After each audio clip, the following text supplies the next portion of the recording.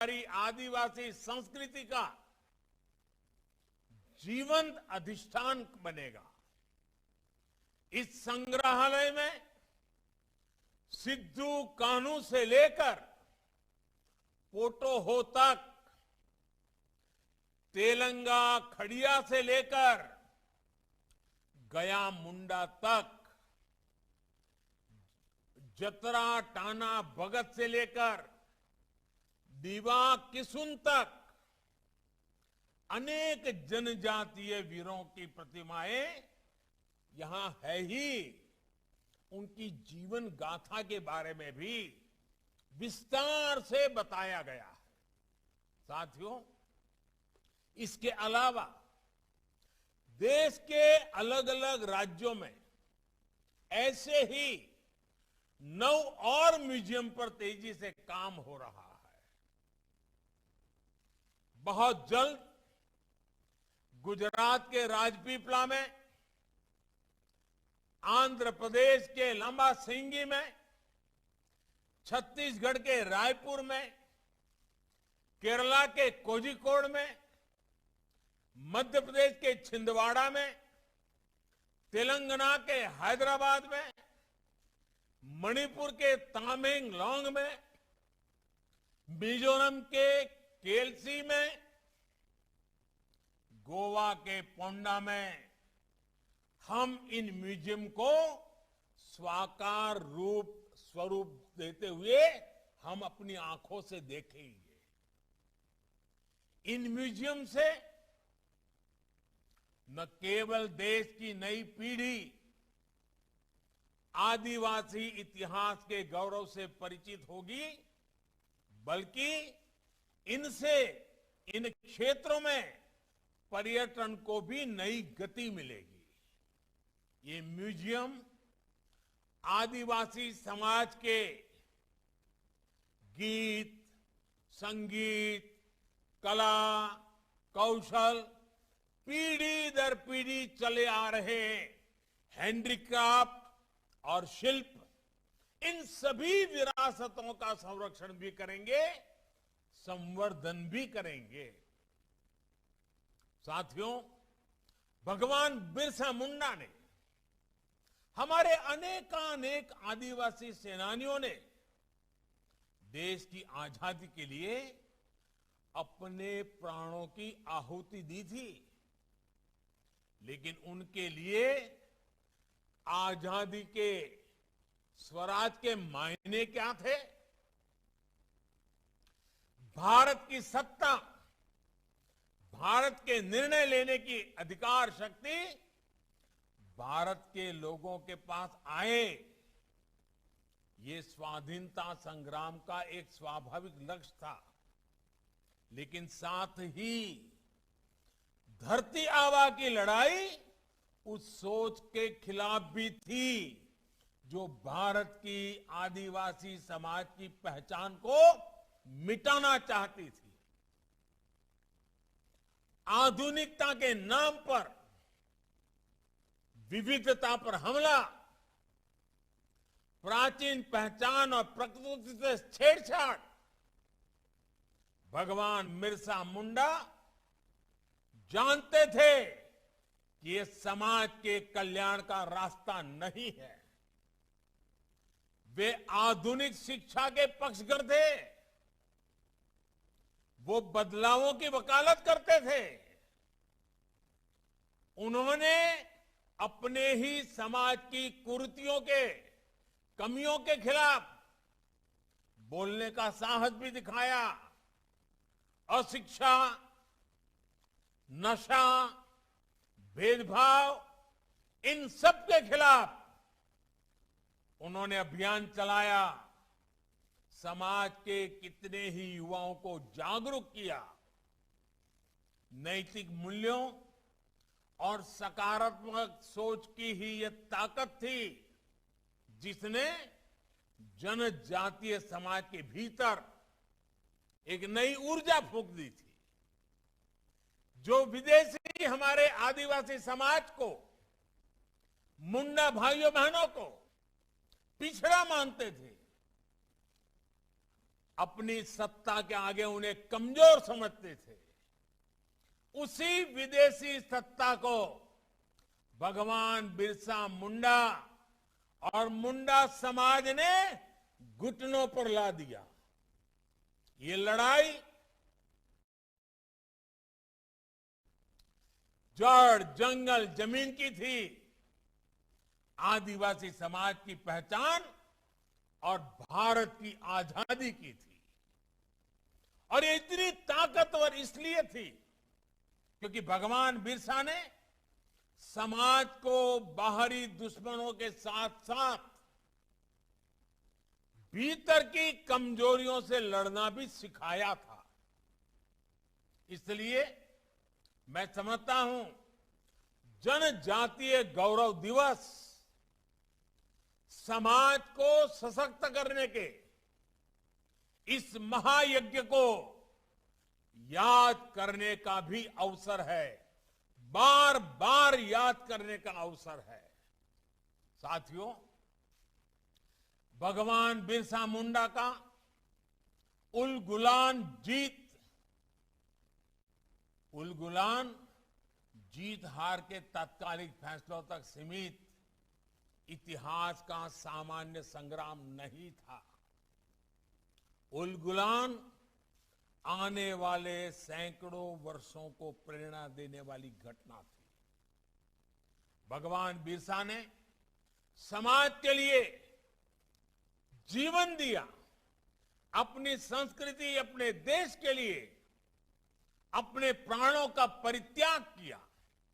इसलिए वो आज भी हमारी आस्था में, हमारी भावना में, हमारे भगवान के रूप में उपस्थित है। और इसलिए आज जब हम देश के विकास में भागीदार बन रहे आदिवासी समाज को देखते हैं, दुनिया में पर्यावरण को लेकर अपने भारत को नेतृत्व करते हुए देखते हैं, तो हमें भगवान बिरसा मुंडा का चेहरा प्रत्यक्ष दिखाई देता है। उनका आशीर्वाद अपने सिर पर महसूस होता है। आदिवासी हुदारेया अपना दोस्तूर एनएम सुयाल को सदैव गोंपे रखा, जो तो न करा। यही काम आज हमारा भारत पूरे विश्व के लिए भी कर रहा है। साथियों, हम सभी के लिए भगवान बिरसा एक व्यक्ति नहीं, एक परंपरा है। वो उस जीवन दर्शन का प्रतिरूप है जो सदियों से भारत की आत्मा का हिस्सा रहा है। हम उन्हें यूं ही धरती आबा नहीं कहते।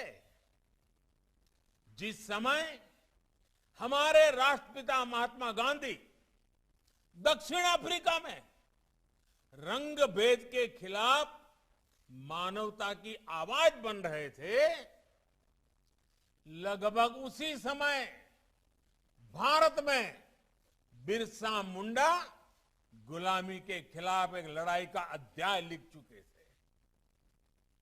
धरती आबा बहुत लंबे समय तक इस धरती पर नहीं रहे थे, लेकिन उन्होंने जीवन के छोटे से कालखंड में देश के लिए एक पूरा इतिहास लिख दिया, भारत की पीढ़ियों को दिशा दे दी।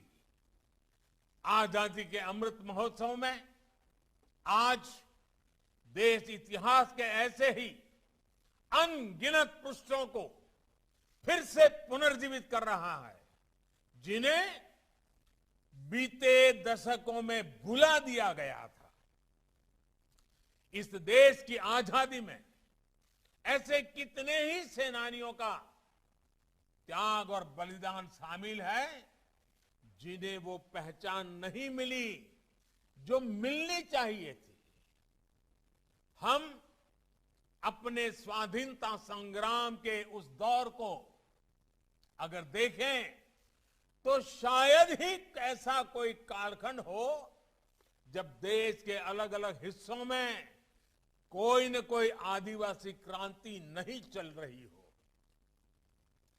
भगवान बिरसा के नेतृत्व में मुंडा आंदोलन हो या फिर संथाल संग्राम और खासी संग्राम हो, पूर्वोत्तर में अहोम संग्राम हो या छोटा नागपुर क्षेत्र में कोल संग्राम, फॉरफील्ड संग्राम हो, भारत के आदिवासी बेटे बेटियों ने अंग्रेजी सत्ता को हर कालखंड में चुनौती दी। साथियों, हम झारखंड और पूरे आदिवासी क्षेत्र के इतिहास को ही देखें तो बाबा तिलका मांझी ने अंग्रेजों के खिलाफ जोरदार मोर्चा खोला था। सिद्धो कानू और चांद भैरव भाइयों ने भोगनाडीह से सांथाल संग्राम का बिगुल फूंका था।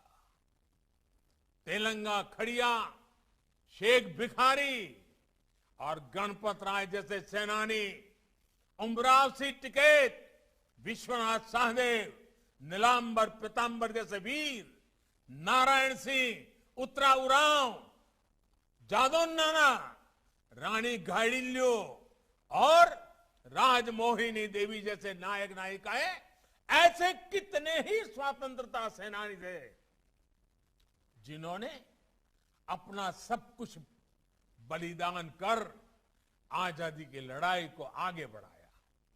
इन महान आत्माओं के इस योगदान को भुलाया नहीं जा सकता। इनकी गौरव गाथाएं, इनका इतिहास हमारे भारत को नया भारत बनाने की ऊर्जा देगा। इसलिए देश ने अपने युवाओं से, इतिहासकारों से इन विभूतियों से जुड़े आजादी के इतिहास को फिर एक बार लिखने का आह्वान किया है। नौजवानों को आगे आने के लिए आग्रह किया है। आजादी के अमृत काल में इसे लेकर लेखन अभियान चलाया जा रहा है। मैं झारखंड के युवाओं से, विशेषकर आदिवासी नौजवानों से भी अनुरोध करूंगा, आप धरती से जुड़े हैं। आप न केवल इस मिट्टी के इतिहास को पढ़ते हैं, बल्कि देखते, सुनते और इसे जीते भी आए हैं। इसलिए देश के इस संकल्प की जिम्मेदारी आप भी अपने हाथों में लीजिए। आप स्वाधीनता संग्राम से जुड़े इतिहास पर शोध कर सकते हैं, किताब लिख सकते हैं। आदिवासी कला संस्कृति को देश के जन जन तक पहुंचाने के लिए नए इनोवेटिव तरीके के भी खोज कर सकते हैं। अब ये हमारी जिम्मेदारी है कि अपनी प्राचीन विरासत को, अपने इतिहास को नई चेतना दें। साथियों, भगवान बिरसा मुंडा ने आदिवासी समाज के लिए अस्तित्व, अस्मिता और आत्मनिर्भरता का सपना देखा था। आज देश भी इसी संकल्प को लेकर के आगे बढ़ रहा है। हमें ये याद रखना होगा कि पेड़ चाहे जितना भी विशाल हो, लेकिन वो तभी सीना ताने खड़ा रह सकता है जब वो जड़ से मजबूत हो। इसलिए आत्मनिर्भर भारत अपनी जड़ों से जुड़ने, अपनी जड़ों को मजबूत करने का भी संकल्प है। ये संकल्प हम सबके प्रयास से पूरा होगा। मुझे पूरा भरोसा है, भगवान बिरसा के आशीर्वाद से हमारा देश अपने अमृत संकल्पों को जरूर पूरा करेगा। और ये पूरे विश्व को दिशा भी देगा। मैं एक बार फिर देश को जनजातीय गौरव दिवस की बहुत बहुत शुभकामनाएं देता हूं। आप सभी का भी मैं बहुत बहुत धन्यवाद करता हूं और मैं देश के विद्यार्थियों से आग्रह करूंगा कि जब भी मौका मिले आप रांची जाइए। इस आदिवासियों की महान संस्कृति को प्रदर्शित करने वाली इस प्रदर्शनी की मुलाकात लीजिए। वहां पर कुछ न कुछ सीखने का प्रयास कीजिए। हिंदुस्तान के हर बच्चे के लिए यहां बहुत कुछ है जो हमें सीखना है, समझना है और जीवन में संकल्प लेकर के आगे बढ़ना है। मैं फिर एक बार आप सबका बहुत बहुत धन्यवाद करता हूं।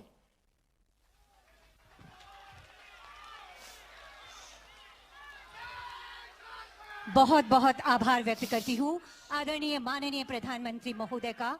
बहुत आभार।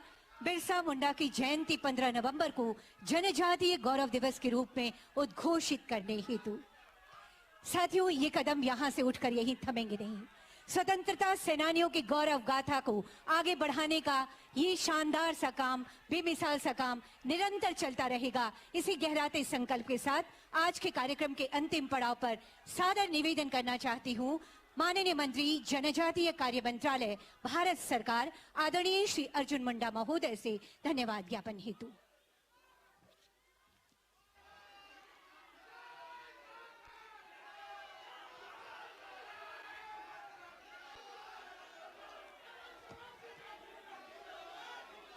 आज के इस झारखंड के धरती पर भगवान बिरसा मुंडा के पावन स्मृति में स्मृति उद्यान सह स्वतंत्रता सेनानी संग्रहालय का राष्ट्र को समर्पण कार्यक्रम में यशस्वी प्रधानमंत्री, देश के लोकप्रिय और दुनिया के लोकप्रिय नेता परमादरणीय नरेंद्र भाई मोदी जी, जिन्होंने आज इस भगवान बिरसा मुंडा स्मृति उद्यान सह स्वतंत्रता सेनानी संग्रहालय का उद्घाटन किया। मैं आज इस अवसर पर सबसे पहले माननीय प्रधानमंत्री जी का संग्रहालय के उद्घाटन के लिए और पिछले दिनों उनके अगुवाई में जो देश में जनजातीय रणबांकुरों को सही सम्मान मिले, जनजातीय समाज की जो ऐतिहासिक पृष्ठभूमि है उन्हें फिर से जानने का अवसर मिले, जनजाति गौरव दिवस के रूप में मनाने का देश भर के जनजातीय समुदाय को और देशवासियों को यह गौरव दिवस में मनाने का अवसर दिया है। मैं माननीय प्रधानमंत्री जी का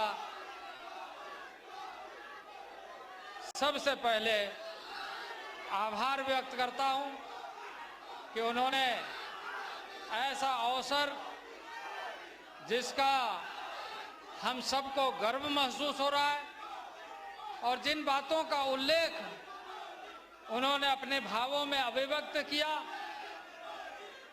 कि देश भर में किस तरीके से भारत सरकार के और जनजातीय मंत्रालय जिस कार्य को कार्यान्वित करने का महत्वपूर्ण भूमिका निभा रहा है कि देश के कई राज्यों में, जिसकी चर्चा माननीय प्रधानमंत्री जी ने स्वयं किया, ऐसे जनजातीय समाज के माटी के लिए, धरती के लिए समर्पित हुए लोगों को कैसे जान सके, समझ सके, संग्रहालयों का निर्माण हो रहा है। माननीय प्रधानमंत्री जी ने इस बात का उल्लेख किया कि आज हम देशवासियों को, खास करके जनजातीय समाज को, हमें किस तरीके से आगे बढ़ने का, अपने ऐतिहासिक पृष्ठभूमि के साथ जुड़ते हुए आज के वास्तविक लक्ष्यों को निर्धारित करते हुए आने वाले दिनों के उन सपनों को पूरा करने के लिए संकल्पबद्ध होकर चलने की आवश्यकता है। मैं इस अवसर पर महामहिम राज्यपाल जो अपनी गरिमा में उपस्थिति बतौर मुख्य अतिथि यहाँ पर उपस्थित हुए हैं, मैं उनका हार्दिक धन्यवाद एवं आभार व्यक्त करता हूँ। माननीय मुख्यमंत्री जिन्होंने माननीय प्रधानमंत्री के स्वागत में और झारखंड के माटी के लाल की चर्चा की, मैं इस संग्रहालय उद्घाटन के शुभ अवसर पर उनका भी आभार व्यक्त करना चाहता हूं। मैं आभार व्यक्त करता हूं अपने गरिमामय उपस्थिति के लिए हमारे कला, संस्कृति एवं पर्यटन मंत्री जी कृष्ण रेड्डी जी, जो विशेष तौर से झारखंड की कला संस्कृति, देश की कला संस्कृति और अपनी पहचान को निरंतर प्रोत्साहित करते हुए कैसे आगे बढ़ाया जाए, विशेष तौर से यहाँ उपस्थित हुए हैं, उनका भी मैं बहुत बहुत आभार व्यक्त करना चाहता हूँ। मैं आभार व्यक्त करता हूँ आदरणीय दीपक प्रकाश जी का, राज्यसभा सांसद एवं अध्यक्ष जी का।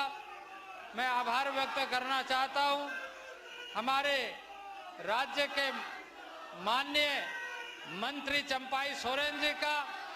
मैं आभार व्यक्त करना चाहता हूँ माननीय स्थानीय सांसद संजय सेठ जी का, नगर के मेयर आशा लकड़ा जी का, यहाँ के विधायक चंदेश्वर प्रसाद सिंह जी का, हमारे राज्यसभा सांसद समीर उरांव जी का, हमारे मुख्य सचिव सहित राज्य के पदाधिकारियों का और यहाँ उपस्थित आप सभी माताओं, बहनों, भाइयों, बुजुर्गों का और पत्रकार समूहों का, जिनके गरिमामय उपस्थिति से आज निश्चित रूप से पूरा भारत इस बात को महसूस कर रहा है कि भगवान बिरसा मुंडा ने किस तरीके से अपनी जमीन की बात की, स्वतंत्रता की बात की, आत्मनिर्णय की बात की और इस माटी की शक्ति को दुनिया से एहसास कराने का